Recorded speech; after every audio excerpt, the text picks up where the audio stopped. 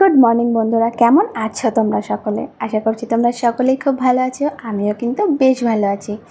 সকাল থেকে জানো তো কারেন্টটা নেই, যার জন্য আমার বিছানাটাও তোলা হয়নি আর ঘরের কাজগুলোও করা হয়নি। যেহেতু আমি খাটটা একটু পরিষ্কার করব, তার জন্য কিন্তু ভেবেছিলাম যে কারেন্টটা এলে তারপরে করব। কারণ কি বলো তো, ফ্যান না চালিয়ে তো কাজ করা যায়, কিন্তু ঘরের ভিতর লাইট না জ্বালিয়ে ঠিক না কেমন একটা অন্ধকার অন্ধকার মনে হয়।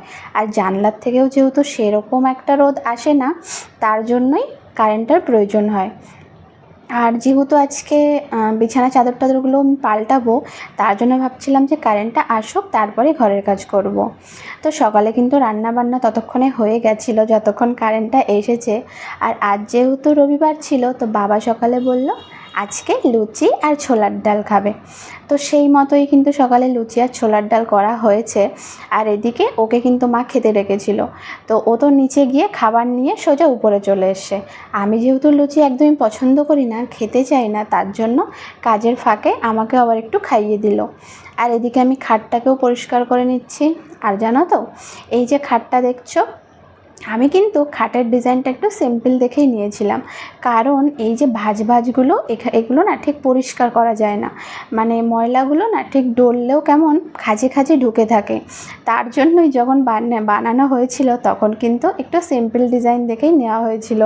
যেহেতু আমার খাট, আমার বোনের খাট এবং আমাদের বাড়ির একটা খাট, তিনটে খাট একসঙ্গে বানানো হয়েছিল। সব থেকে কিন্তু আমার খাটের ডিজাইনটাই বেশি সিম্পল, আর সব থেকে বোনের খাটের ডিজাইনটা কিন্তু বেশি ভারী, মানে বেশি ডিজাইন, আর বাড়িরটা মিডিয়াম। তো যাই হোক, এদিকে দেখো আমি বিছানা চাদরটাও পাল্টে নিচ্ছি। আর জানো তো, বিছানা চাদরটা আমার খুব ঘন ঘন পাল্টাতে হয়, কারণ যেহেতু আমার ধুলোবালিতে একটু প্রবলেম হয়, হাঁচি কাশি, তার জন্য কিন্তু বিছানা চাদর আর গায়ে দেওয়া চাদরটা আমি চেষ্টা করি কদিন পরপরই পাল্টানোর। তো তারপর কিন্তু ঘরের কাজ করে আমি স্নান করে পুজোটাও দিয়ে নিয়েছি। আর আগে কিন্তু নিচের ঘরের পুজোটা দিয়ে নিয়েছি, তারপর ওপরে চলে এসে পুজো দিতে। আর কি বলো তো, ওপরে তো আর খুব বেশি ঠাকুর নেই, এই যে আমার ছোট্ট একটা কার্তিক ঠাকুর রাখা আছে, তো তার জন্য কিন্তু ওপরের পুজোটা পরেই দেওয়া হয়, যেহেতু ওপরে পুজো দিতে খুব বেশি টাইম লাগে না। আর জানো তো কার্তিক ঠাকুরটা উপরে কেন রেখেছি? যখন কার্তিক ঠাকুরটা আমাদের বাড়িতে রেখে গেছিলো, তখন কিন্তু একদম দরজার সামনে রেখেছিল। আর সকালবেলা দরজা খুলতে গিয়ে কিন্তু কার্তিক ঠাকুরটা পড়ে গেছিলো। তো পড়ে যাওয়ার পর ওই আর কি হাতের ওখান থেকে একটু ভেঙে গেছে, যার জন্য তো তারপর কিন্তু বাবা বলছিল যে হ্যাঁ, কার্তিক ঠাকুর কি পাল্টে অন্য ঠাকুর এনে পুজো করা যায়? কয়েকজনের কাছে শুনেছিল, কিন্তু সবাই বলল না, যে ঠাকুরটা বাড়িতে রেখে গেছে সেই ঠাকুরটাকেই কিন্তু পুজো দিতে হয়, মানে সেই ঠাকুরটাতেই পুজো করতে হয়। তার জন্য হাতটা কোনো মতে জোড়া লাগিয়ে ওই ঠাকুরটাতেই কিন্তু আমরা পুজো করি। আর যেহেতু ওপরেই কার্তিক পুজো হয়েছিল, তার জন্য আমি বলেছিলাম যে কার্তিক ঠাকুরটা তাহলে আর নিচে নিয়ে যেতে হবে না, ওপরেই রেখে দাও। ওপরের ঘরে যেহেতু পুজো দেওয়া হয় না, তার জন্য তাহলে কি হবে, কার্তিক ঠাকুরটা উপরে রাখলে এই বাহানায় ওপরের ঘরের পুজোটা হয়ে যাবে। তো সেই জন্যই কিন্তু কার্তিক পুজোটা উপরে দেওয়া হয়। আর পুজো দেওয়া কমপ্লিট করে আমি কিন্তু তালটা ছেনে নিয়েছি, কারণ এবছরে যেহেতু প্রথম তাল, সেই জন্য আগে ঠাকুরকে দেওয়া হবে। তার জন্যই কিন্তু ঠাকুরের মানে এঁটো বাসনপত্রে লাগাবো না বলেই ঠাকুরের জিনিসপত্রে তালটা ছেনে নিয়েছি। তো এই যেখানে বসেছি রান্না, আর এই যে আজকে রান্না করব চিলি চিকেন, যার জন্য এই যে এখানে হচ্ছে চিকেনটা ম্যারিনেট করে রেখেছি, এই যে। আর এই যে এখানে হচ্ছে ক্যাপসিকাম আর পেঁয়াজটা কেটে রেখেছি। আর এখানে এই যে সসটাও আমি মিক্স করে রেখে দিয়েছি। আর এই যে এখানে আমি হচ্ছে একসঙ্গেই আদা, রসুন আর লঙ্কা একসাথে এই যে কুচু করে নিয়েছি, আলাদা আলাদা করলাম না। তো এই যে আর এখানে বসিয়েছি তেল, কারণ এইখানে আমি এখন চিকেনগুলোকে ভাজবো চিলি চিকেনে। আর এদিকে ভাত বসিয়েছি। আর এই যে ডাল আছে কালকের, তো কালকে রাতে সব কেউ খায়নি, তো সেটাতে হয়ে যাবে।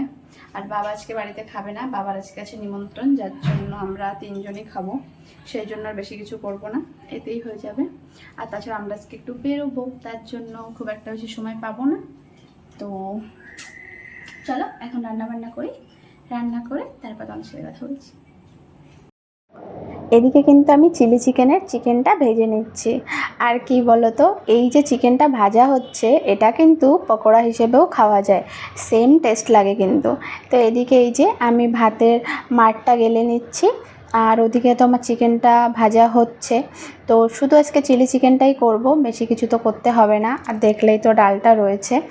আর এই যে দেখো, এদিকে আমি হচ্ছে কড়াইতে রসুন ফোড়ন দিয়ে, মানে রসুন আর আদা কুচি ফোড়ন দিয়ে তার ভেতর পেঁয়াজ আর ক্যাপসিকামটা একটু ভেজে নিয়েছি।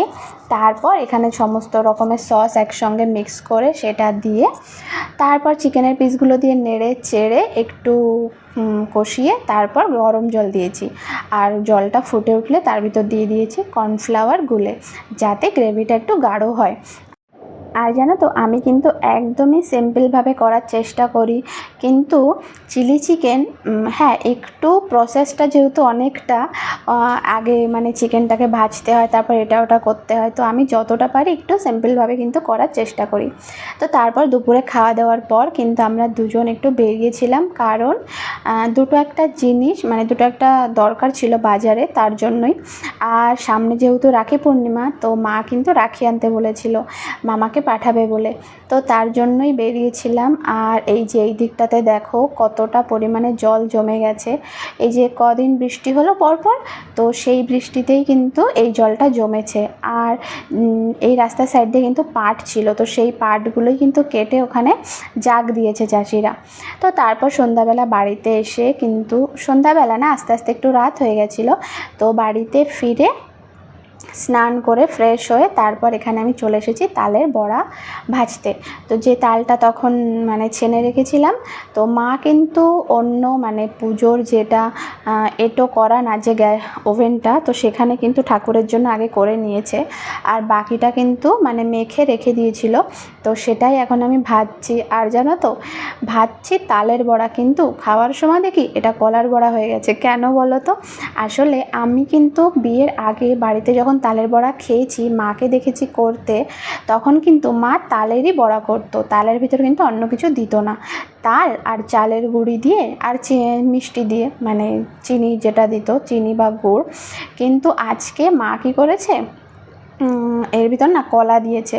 এবার আমি শুনেছি কলা দেয় একটা দুটো, তো মা না এর ভিতর 5টা কলা দিয়ে দিয়েছে। আর তাল যেহেতু বেশি না, অল্প ছিল, তো না একদম কলার টেস্ট হয়ে গেছিলো। তালের না খুব একটা বেশি তাল মনে হচ্ছিল না, মনে হচ্ছিল কি এটা কলার বড়া।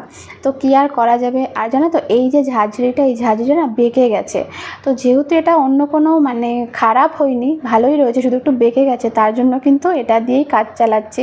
কিন্তু দেখতে একটু কেমন লাগে, তার জন্য কিন্তু ভেবেছি ঝাঁঝরিটা আবার চেঞ্জ করব।